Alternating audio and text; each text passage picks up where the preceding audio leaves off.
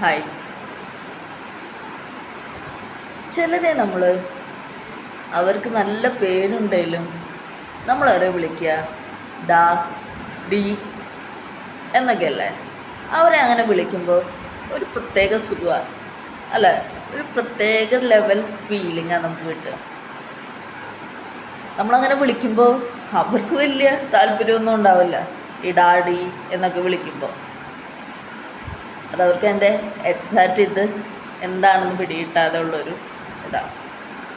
നമ്മളങ്ങനെ ഡാ ഡി എന്നൊക്കെ ചിലരെ വിളിക്കാറില്ലേ, അത് നമുക്ക് അത്രയും പ്രിയപ്പെട്ടവരെയാണ് നമ്മളങ്ങനെ വിളിക്കുന്നത്. പക്ഷെ അത് അവർക്ക് മനസ്സിലാവില്ല. അവർക്കത് മനസ്സിലായി വരുമ്പോഴേക്കും ഒരുപാട് നേരം വൈകിപ്പോവും.